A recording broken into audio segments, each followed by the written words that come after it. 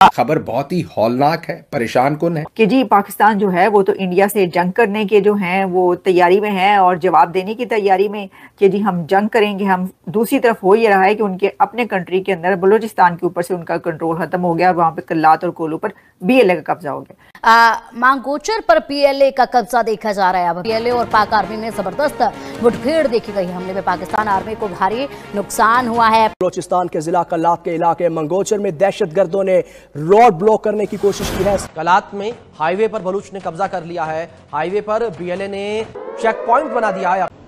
अगर ये दुरुस्त है तो मुझे बताइए, कोई हमदर्दी होनी चाहिए इनसे। नुकसान हो रहा है पाकिस्तान का। ये एक बात और कह दूं कि ये हमारे पास आखिरी मौका है। ये इसके बाद बलूचिस्तान में आपके पास मौका नहीं बचा। ये तो बड़ी अहम बात आपने फरमाई। बलूचिस्तान की सूरत हाल केपी से मुख्तलिफ है, क्योंकि वैसे तो ये दोनों सूबे ही दहशतगर्दी का शिकार है।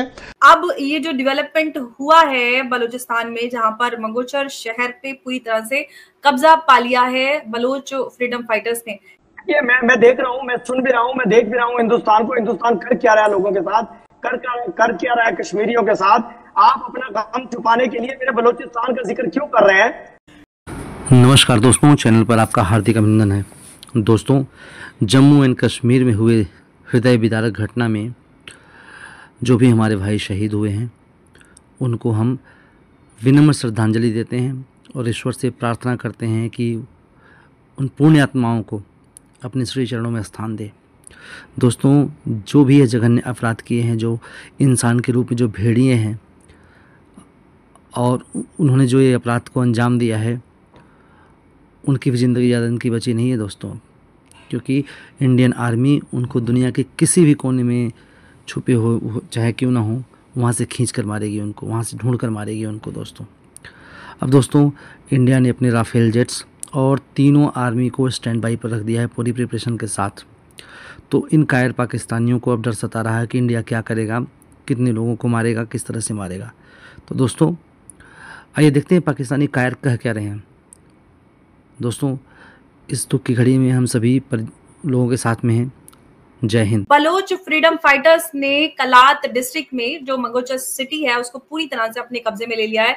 सरकारी बिल्डिंगें और मिलिट्री इंस्टॉलेशन सभी पर काबिज हो गई है, जिसमें ये भी खबर है कि 22 जो आर्मी पर्सनल हैं उनको बीएलए ने मौत के घाट उतार दिया है। जो ये दुखी और तुर्बत से ये खबर आ रही है। उमेश जी, आसिम मुनीर ने कहा था कि 1500 लोग हैं सिर्फ बीएलए के, उनको तो हम मजा चखा देंगे, ऐसा ये कर देंगे वो कर देंगे, लेकिन बीएलए ने तो पाकिस्तान आर्मी को ही धूल चटा दी है। इनफैक्ट पाकिस्तान क्रिकेट टीम के पूर्व खिलाड़ी शाहिद अफरीदी ने यही बात कही थी कि बीएलए बीएलएफ और टीटीपी से ही आर्मी नहीं पार पा रही है, तो उस बैन के चलते उनकी पिटाई भी हो गई है। तो अब ये जो डेवलपमेंट हुआ है बलूचिस्तान में, जहां पर मंगोचर शहर पे पूरी तरह से कब्जा पा लिया है बलोच फ्रीडम फाइटर्स ने, किस तरह से देख रहे हैं? देखिए, आपको हमने थोड़े दिन पहले भी बोला था कि पाकिस्तान की नेशनल असेंबली ने, मौलाना फजलुर रहमान ने बोला है कि बलूचिस्तान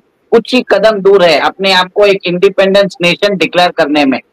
जो लैंड ऑफ बलूचिस्तान जो है आज बीएलए के कब्जे में। और आपने देखा है कि कैसे अभी Baloch liberation army, Baloch resistant front, सब लोगों ने एक अम्ब्रेला ग्रुप बना लिया है, जिसमें उन्होंने बनाया है बलोच नेशनलिस्ट आर्मी। वहां पे मंगोचर सिटी है कलत डिस्ट्रिक्ट में, वहां पे जाके एक आर्मी चेक पोस्ट पे उन्होंने हमला किया और ये भी बोल रहे हैं कि उन्होंने गवर्नमेंट बिल्डिंग्स को ऑक्यूपाई कर ली है, मिलिट्री इंस्टॉलेशन को ऑक्यूपाई कर लिया है। देखिए कलत का इंपॉर्टेंस क्या है। कलात, हाँ, कलात जो है सीपेक के अंदर it's one of the most prominent जो बोलते हैं एरिया है, जिससे सारे प्रोजेक्ट चाइना के कलात से होके निकलते हैं। और इसके अंदर हमला करके ये एक तरह से पाकिस्तान की रीढ़ की हड्डी तोड़ने की है बलूचिस्तान के एरिया में। जी उमेश जी, हम बलूचिस्तान की बात कर रहे थे। बलूचिस्तान जिस तरह से पाकिस्तान से आजादी की मांग उठा रहा है, ऐसे में बहुत सारे लोग भारत को लेकर भी ये बात कर रहे हैं कि जिस तरह से प्रधानमंत्री मोदी ने बलूचिस्तान को लेकर पहले बात कही थी, अभी भी उन्हें बलूचिस्तान के मुद्दे को उठाना चाहिए, क्योंकि भारत पे तो इल्जाम लगाता ही है पाकिस्तान के, इस सब में समर्थन भारत देता है। तो क्यों ना खुलकर प्रधानमंत्री मोदी इस पर बात करें? देखिए 2016 के अंदर प्रधानमंत्री मोदी ने एक बार बोल दिया, अब मोदी जी को एक ही बात 10 बार बोलने की जरूरत नहीं है। हमेशा एक ही बात को 10 बार दोहराने से कोई मतलब नहीं है। और उस समय अगर बोल दिया है तो सपोर्ट मिल रहा होगा और कर भी रहे होंगे, हमें नहीं मालूम। और ये सब चीज बताई नहीं जाती है, ये सब कोवर्ट ऑपरेशन होता है। अपनी एजेंसी जो कर रही है वो करने दो उनको। और जो लोग बात कर रहे हैं उनको ये समझना चाहिए कि ये हमारे जो रॉ के एजेंट्स हैं, हमारे जो कोवर्ट फोर्सेस के एजेंट है, वो जब शहीद होते हैं उनको हम एक तरह से हॉनर भी नहीं कर पाते।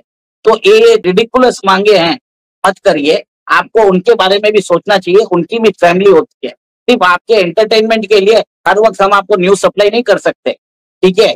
कुछ होते हैं, मिलिट्री सीक्रेट्स भी होते हैं, वो भारतीय सरकार नहीं बताएगी। आपको तकलीफ है, आप तकलीफ में जीते रहिए, ठीक है, सिंपल सी बात है। इरशाद साहब, अलग बलूचिस्तान की और अलग पाकिस्तान के टुकड़े टुकड़े होने की बात सामने आ रही है और लोग बाकायदा उसे मैप पर दिखा रहे हैं, आपने देखा है? मैं तो ये देखता हूँ कि आप लोग गिरगिट की तरह रंग बदलते हैं। आप तो ये देखिए, अपना देखिए कि एक सिख बच्ची ने गाना गाया कि पाकिस्तान मुर्दाबाद नहीं कह सकते, उसको बैन कर दिया आपने। तो जालिम लोग आप हैं। हम तो दहशतगर्दों का मान रहे हैं जो मेरे बलूचिस्तान में दहशतगर्द थे। बलूच महिलाओं के दुपट्टे आपकी फौज खींचती है इरशाद साहब, आबरू लूटने का काम आपकी फौज करती है। हमारी फौज तो जान दे देती है। बेटियों बहनों की इज्जत आबरू पाकिस्तानी फौज के जरिए लूटी जा रही है, इसे भी तो एक्सेप्ट कीजिए ना। आप भी सुन लीजिए, मैं भी सुन रही हूँ। ये मैं देख रहा हूँ, मैं सुन भी रहा हूँ, मैं देख भी रहा हूँ हिंदुस्तान को। हिंदुस्तान कर क्या रहा है लोगों के साथ, कर क्या रहा है कश्मीरियों के साथ। आप अपना गम छुपाने के लिए मेरे बलूचिस्तान का जिक्र क्यों कर रहे हैं? आप मुझे बताइए कि मैं मुझे कोई जरूरत नहीं गम छिपाने की। इस गम का बदला ले लिया जाएगा, जो बदला लिया जाना है वो तो लिया जाएगा। और आज जो आप इतना शान के साथ कह रहे हैं ना कि भारत तो हमला करने वाला था, कल को देखिएगा वो टाइम भी नजदीक है ना। जब हमला हो जाएगा उसके बाद देखेंगे कि आप क्या बोलेंगे। आप बोलेंगे कि क्यों हमला कर दिया, कैसे हमला कर दिया, तब आप ही होंगे।